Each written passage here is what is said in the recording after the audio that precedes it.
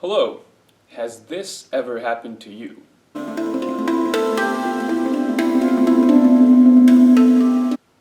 Well, the reason that happened to us is because we were using these Rode M3 condenser studio mics, and I was assured by someone quite smart that this would work in an indoor club setting, even if we're using some massive Function 1 sound system. So inevitably we had a lot of feedback issues, so I got sick of that and I started looking around. It seemed to me the obvious choice and kind of middle of the road in terms of price and quality is the AKG C411 PP condenser microphone, contact microphone. This pair of these will cost you about $300. This is, I guess, as far as I found, the second best kind of middle of the road range. The best one would be made by a company called Shelter, if I'm pronouncing that right. But one of those will set you back about 500 euros. So I decided to go for the slightly cheaper option, and lo and behold, it actually worked for us quite well, although there are some pitfalls. So first let's look at what you get in the package. This is the box. In the box you have a convenient carrying case, which is actually too small. I'll show you that in a moment.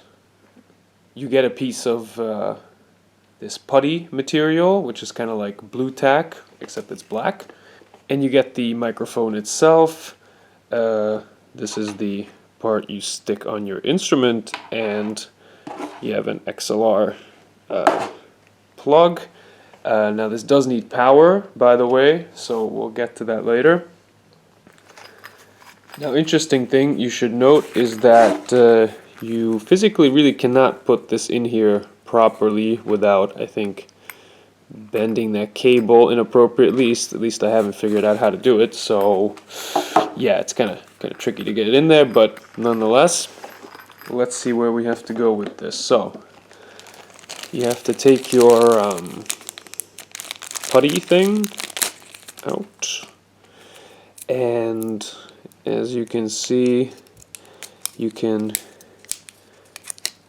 take off a piece. I actually haven't used this one. It's kind of difficult to tear. There you go. And what you do, you make it into a little ball here, and you stick it on here. I guess try to make it cover more or less how it is, more or less the area. I guess that's not too much. I used this last night actually, so I know how it works, and it actually works quite well. So I'll show you how to put it on the instrument. Now, for the purpose of this demonstration, I chose to use, I think, my highest quality and cleanest sounding handpan. This is the Asachan Yahara 2017 model.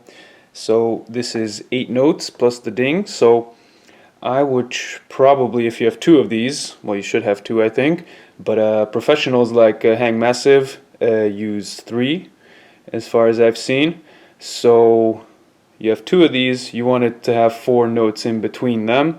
We're going to try a couple of different variations because there are drawbacks to certain placements. So I would say I'll put, I play with the deepest notes towards me, that one.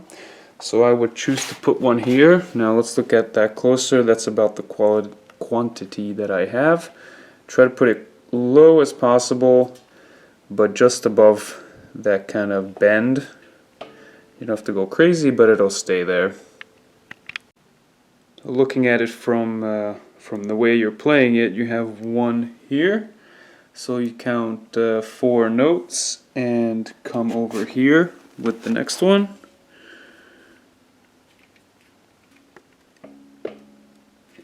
And there you have it.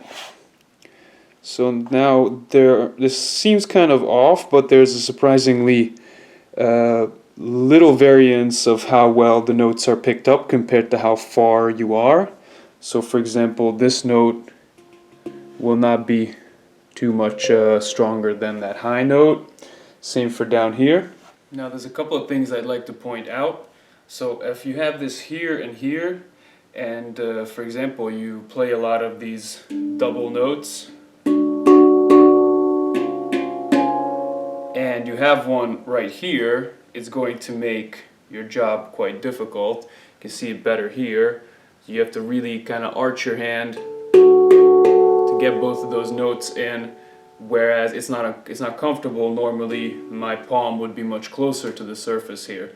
So that's something to keep in mind where you want to put them. But like I said, there's not a big variance in terms of the pickup that you get if you're further away. 2 seems to be sufficient, and I'll show you the sound in a minute. Now, as I've said, this requires a power supply, so what I use is actually the Zoom H4, as you can see here, and you have the plugs on the bottom, which we will plug in right now. So now we have our 2 contact microphones connected. They come into the Zoom, which is plugged into Reaper. This is what was shown to me as being something good to use. And I'm going to show you something interesting. So you have we have the left and the right.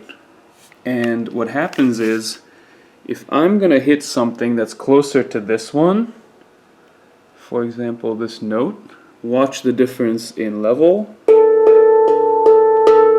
And noticeably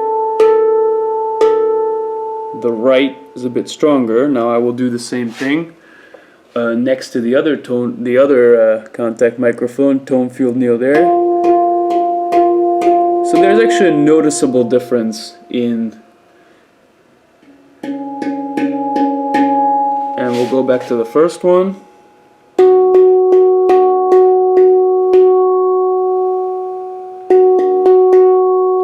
Not such a big difference for this one, but from the other side there is quite a big difference. So it's interesting to keep that in mind, that there is going to be some difference in the volume.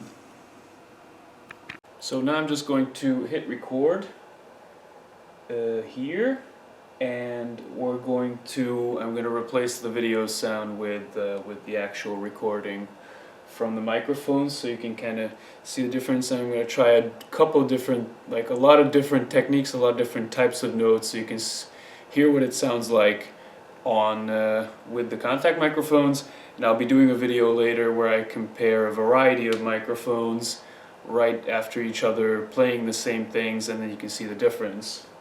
So I'm going to hit record.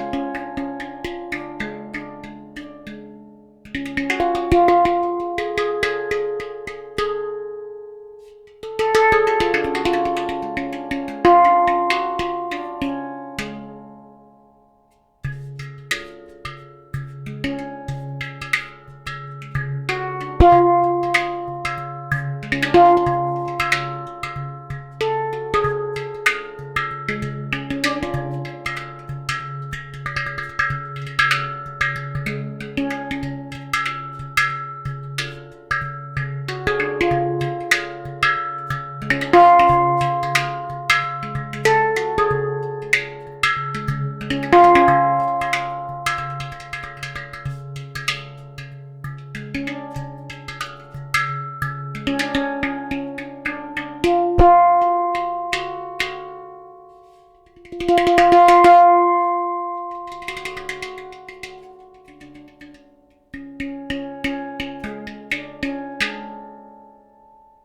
as you can hear, the quality is vastly different than live, vastly different from a proper microphone, studio microphone especially.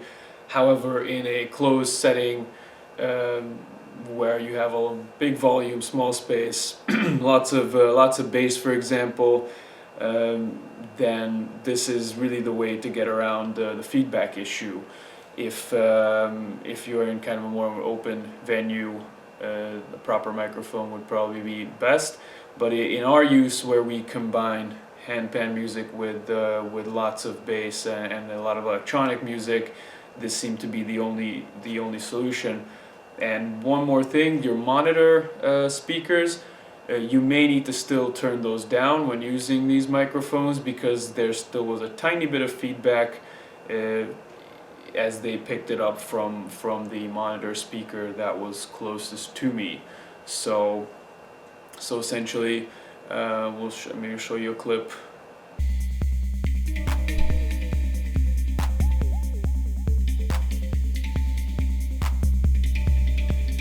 Where we used it, there's a little bit of feedback happening every now and then, but overall it solved our issues 90% of the time.